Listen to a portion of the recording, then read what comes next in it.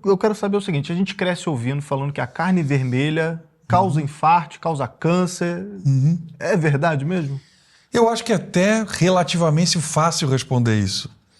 Se a carne vermelha faz mal, por que que o ser humano evoluiu caçando e comendo bicho, carne vermelha, durante mais de 300 mil anos na savana africana, onde não tinha outra coisa para comer, e mais, extremamente ríspida, dura, né? Acho que a gente, se passar uma semaninha lá na savana africana com todas as mordomias, já vai sofrer, né? E como que o ser humano deu certo comendo a coisa errada? Essa é a pergunta que não dá para deixar quieto. Né?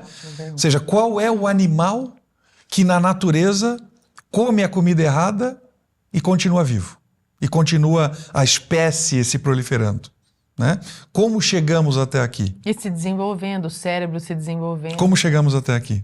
Né? Capacidade Como de somos a adaptação. espécie mais desenvolvida do planeta Terra se comemos tudo errado durante a nossa evolução? Agora, recentemente houve uma... Falando dessa questão da carne, a gente aqui gosta muito de Jordan Peterson, né? E fica acompanhando a vida privada dele, que é uma vida cheia de reviravoltas e tudo mais. Ele teve uma dependência muito grande de benzodiazepínicos esses tempos para trás.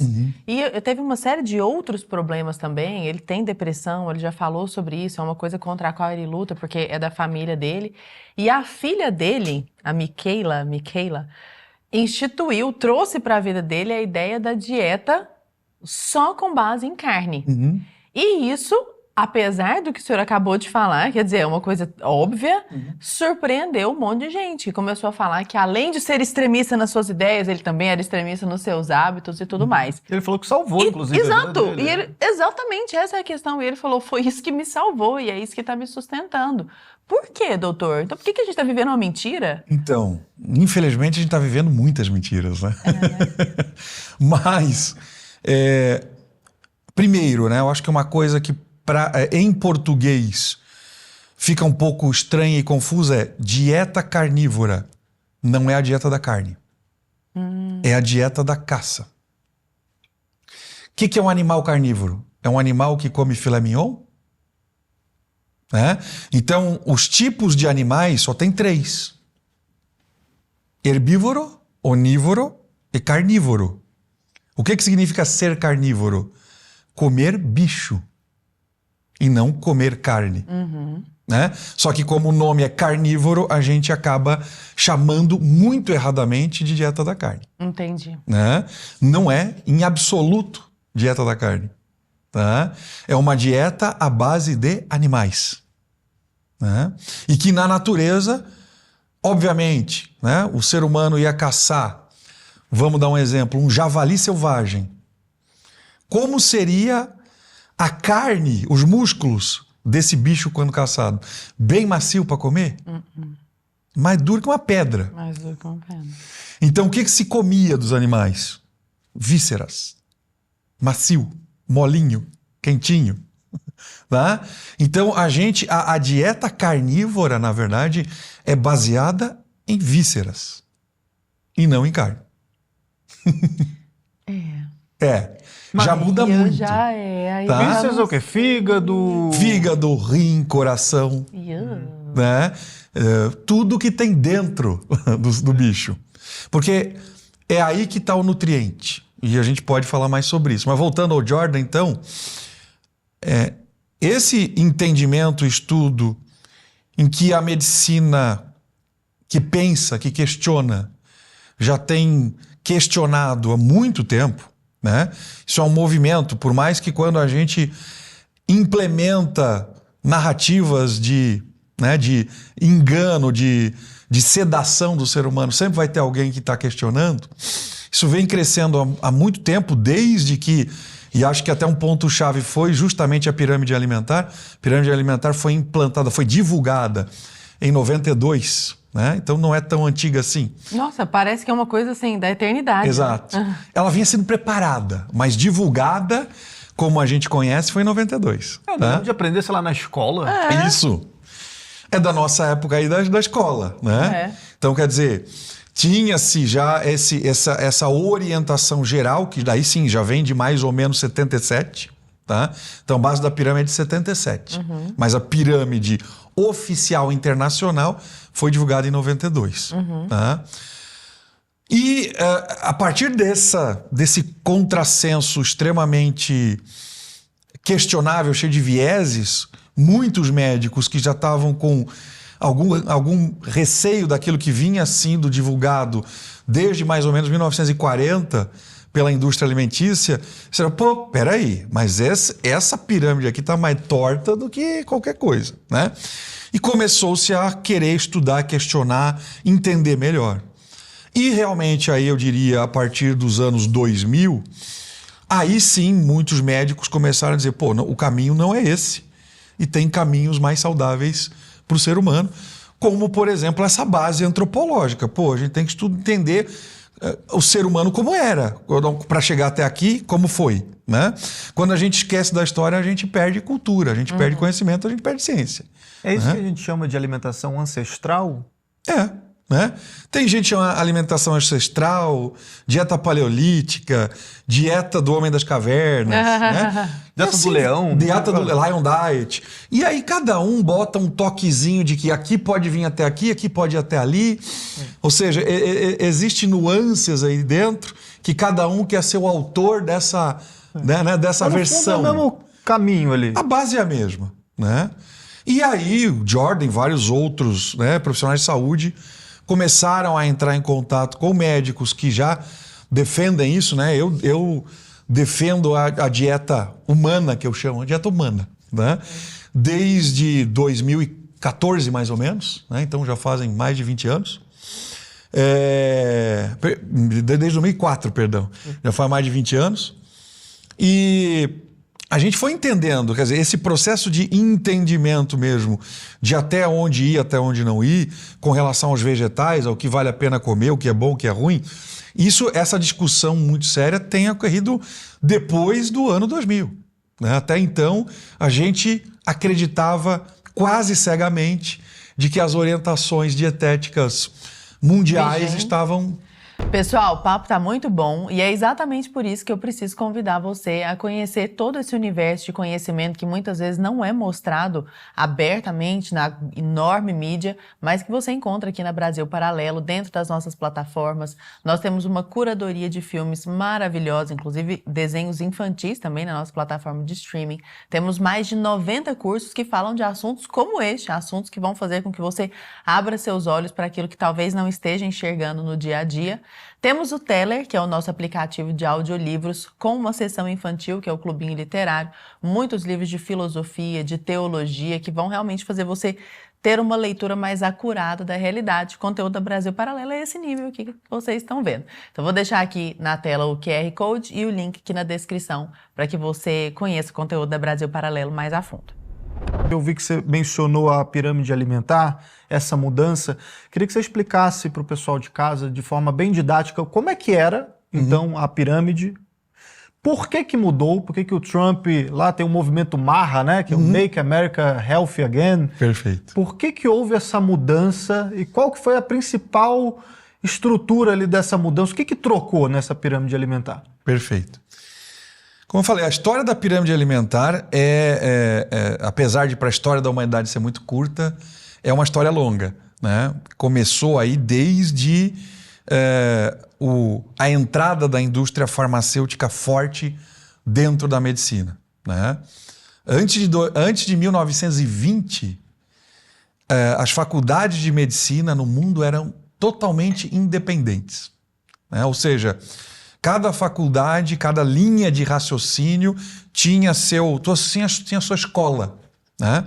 Então a gente tinha faculdade de medicina onde a base era muito mais, por incrível que pareça, massagem. Tá? A gente tinha escolas de medicina onde a base era principalmente fitoterapia. A gente tinha escolas de medicina onde a base era o emocional e assim por diante. Então, com a história que faz sentido de criar um padrão, o John Rockefeller, o cara mais rico do mundo de todos os tempos, Ele disse assim, vamos fazer tudo igual porque ciência tem que ser reproduzida. E tem seu ponto, tem seu argumento. O problema é, como que ele fez isso? Ele basicamente criou uma estrutura onde a faculdade de medicina, que ensinasse a prescrever remédio, era basicamente mantida pela instituição farmacêutica, né? E isso fez com que quase todas as escolas de medicina quisessem mudar para esse sistema muito mais rentoso, né? E as que não quiseram, inevitavelmente, foram à falência a grande maior parte. E isso foi um movimento que aconteceu no mundo todo, né? Inclusive escola chinesa, a maior parte, ainda temos medicina tradicional chinesa, mas grande parte da China hoje é medicina ocidental, né? Índia, Rússia, que é totalmente meio anti-ocidente, mudou, né? Porque o incentivo foi muito grande. A partir dali começou-se a perceber que gerar doença ou medo da doença é interessante, né? Você vende a solução. Exato, né? Tu cria o problema para vender a solução, né? E aí, nesse interim, um pesquisador chamado Ancel Keys criou a teoria de que gordura aumenta colesterol e colesterol gera infarto. Sem correlação, que é isso que é importante em ciência, causa-efeito. Né? Ou seja, a gente tem que entender que para ter um efeito, aquilo que tu está culpando tem que ser a causa. Porque do contrário pode participar, mas não ser a causa. Correlação não implica causa. Como, por exemplo, bombeiro e incêndio. Todo incêndio tem um bombeiro. Conclui-se que bombeiro causa incêndio. Né? Então, isso é usado muito nesse engodo da medicina moderna, onde isso está correlacionado com aquilo. Logo é a causa. Isso. Então, muita gente fala assim, LDL está correlacionado com infarto. E é essa a frase, está correta. Só que o que a gente conclui? Causa. Não causa. Né? Está lá, está presente. Então, essa falta de entendimento da maior parte dos profissionais de saúde de que causa e efeito não é correlação, fez com que se vingasse muitas dessas histórias. E aí, a partir do momento aí que na década de 40 esse cara botou essa ideia no jogo, a indústria alimentícia também viu uma oportunidade. Um clarão, né? Uma oportunidade. E disse o seguinte, bom, gente, já que gordura faz mal para a saúde, vamos comer vegetais que não têm gordura, né? E aí é uma oportunidade onde, nos Estados Unidos, há uma dicotomia, um problema do Ministério da Agricultura, que é o Departamento de Agricultura, eles chamam lá, né? Mas o Ministério da Agricultura deles, que o Ministério da Agricultura, o Departamento da Agricultura, foi responsável por duas coisas totalmente opostas. Primeiro, cuidar dos interesses da agricultura dos Estados Unidos. Segundo, cuidar das orientações alimentares do americano. Então, quer dizer, é a mesma coisa que o bandido cuidar do galinheiro, né? Ou seja, eles tiveram literalmente a oportunidade de dizer o que é para comer, e o que eles produziam, por acaso, ia ser o que é para comer. Né? Então começaram aí a dizer assim, olha, e por pura coincidência, tudo que os Estados Unidos produzia agricolamente mais, era o mais importante para comer. Né? Ou seja, grão, soja, milho. Né? Aquilo que os Estados Unidos já dominava no mundo, soja e milho. Consequentemente, o que é para comer? Soja e milho. Né? E ainda veio com essa oportunidade aí, né, de gordura é ruim. E aqui, soja e milho não tem gordura. Né? E aí, junto com isso, também, além disso, tinha a Associação Americana do Açúcar, que resolveu fundar uma entidade muito íntegra chamada Sociedade para a Pesquisa do Açúcar. Né? E que era uma sociedade com o fim de provar que o açúcar fazia bem para a saúde. Né? Essa sociedade se infiltrou em Harvard e começou a pagar os principais pesquisadores de nutrição de Harvard para falar mal da gordura, né? E aí eles publicavam e ganhavam dinheiro em cima disso. Isso, inclusive, foi um escândalo, porque em 2016 foi comprovado tudo isso, né? Conseguiram pegar todos os documentos mostrando aí a relação comercial direta dos pesquisadores de Harvard, né? Ou seja, a coisa começou. Açúcar faz bem, gordura faz O mal. que aconteceu em 2016? Eles conseguiram provar tudo isso aí que aconteceu mais ou menos aí na década de 40. Né? Todos os documentos de relação de quanto pagou por cada pesquisa. E pior de tudo, não foi caro. Mas né? se era pesquisa científica, a galera... algum especialista analisou e viu que o açúcar fazia bem. Exatamente. Como é um pesquisador de Harvard dizendo XYZ... Você vai acreditar. Né? Mas qual que foi a consequência na pirâmide alimentar? Então... Pessoal, o papo tá muito bom e é exatamente por isso que eu preciso convidar você a conhecer todo esse universo de conhecimento que muitas vezes não é mostrado abertamente na enorme mídia, mas que você encontra aqui na Brasil Paralelo, dentro das nossas plataformas. Nós temos uma curadoria de filmes maravilhosa, inclusive desenhos infantis também na nossa plataforma de streaming. Temos mais de 90 cursos que falam de assuntos como este, assuntos que vão fazer com que você abra seus olhos para aquilo que talvez não esteja enxergando no dia a dia. Temos o Teller, que é o nosso aplicativo de audiolivros, com uma seção infantil, que é o Clubinho Literário, muitos livros de filosofia, de teologia, que vão realmente fazer você ter uma leitura mais acurada da realidade. O conteúdo da Brasil Paralelo é esse nível aqui que vocês estão vendo. Então, vou deixar aqui na tela o QR Code e o link aqui na descrição para que você conheça o conteúdo da Brasil Paralelo mais a fundo. Mas qual que foi a consequência na pirâmide alimentar? Então tudo isso veio, né? Ou seja, é por isso que a pirâmide alimentar foi crescendo a partir daí. Ou seja, gordura faz mal, açúcar faz bem, né? Carboidrato faz bem. Tudo que não é gordura faz bem. E aí, então, mais ou menos aí em 77, né? O Departamento de Agricultura americana já lançou a primeira orientação para a saúde alimentar e dietética do mundo. 77. Dizendo que a gente tem que priorizar vegetais, carboidratos, né? Na época, inclusive, se recomendou em torno de 12 porções de carboidrato por dia. Pão também, né? Farinha. Pão, trigo. farinha, isso aí. Tá? Aveia, tudo que é grão, refinado ou não, fazia parte da principal recomendação alimentar. Da base da pirâmide. Da base da pirâmide. Né? Então isso foi recomendado. Inicial não era uma pirâmide, né? Era uma recomendação. Por isso que já era uma pirâmide, mas não tinha a cara oficial de pirâmide ainda. Né? Aí, pelos idos de 80, se eu não me engano, eles já lançaram extraoficialmente a pirâmide, né? Mas onde eles disseram assim, ó, isso aqui é um conceito mundial que deve ser seguido, foi em 92. Né? E a partir daí disparou obesidade, diabetes e doença cardiovascular. Né?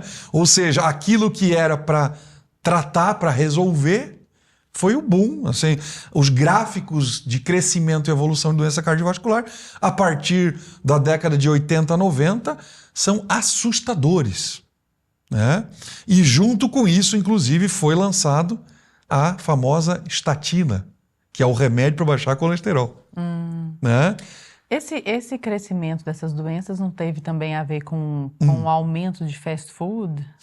Sim, alimento hiperprocessado baseado em açúcar e ainda uma segunda novidade que surgiu mais ou menos por esse período também, a famosa gordura vegetal hidrogenada. Né? Então a gordura vegetal hidrogenada foi lançada junto com todo esse interesse econômico, mostrando que ela baixava colesterol. Né? Então quem come gordura vegetal, sim, o colesterol baixa. E a doença cardiovascular aumenta. Então, infelizmente, ainda estamos presos no conceito colesterol. Estamos presos até hoje, mesmo médicos que eventualmente não defendem essa estrutura alimentar extremamente tóxica, ainda se preocupam. Tudo bem, não vamos comer comida hiperprocessada, né? Mas, porém, o que vamos fazer para não aumentar colesterol? Né? Ou seja, o conceito está todo errado. Então, se tu querer mudar sem mudar, não dá. Ou tu muda, ou tu entende que não é o colesterol, ou tu vai ficar preso, porque não dá pra gente abdicar desse alimento extremamente tóxico sem entender que o colesterol não é o problema. Então, essa história de comer um pouquinho de tudo, porque eu sempre cresci ouvindo isso, né? Todo mundo. Tem que Prato comer colorido. prato colorido, comer Minha um avó pouquinho era assim, de tudo. ela ia no self-service e ela pegava um pouquinho de cada. Isso. Exatamente. A prova dieta de é tudo. equilibrada. Exato. Isso Né? então não procede. Qual é o animal do planeta Terra que come uma dieta com um pouquinho de tudo? Me diz um. Então, eu achava que isso era uma vantagem nossa, pelo jeito não é, né? Pessoal, antes da gente continuar com esse papo aqui, que eu sei que vocês estão gostando, se estiver gostando, deixa o like, isso ajuda a gente levar esse programa pra frente, tá bom? Mas pausa rápida para avisar que nós temos o plano mensal da Brasil Paralelo. O QR Code está aparecendo na tela, o link da descrição, a gente já explicou um pouquinho da curadoria, nossa, não é, Lara? O que Exato. tem dentro da plataforma? Isso aqui é só a pontinha do iceberg. Então, vem pro lado de cada mesa, assina Brasil Paralelo, esteja com a gente lá no streaming da BP.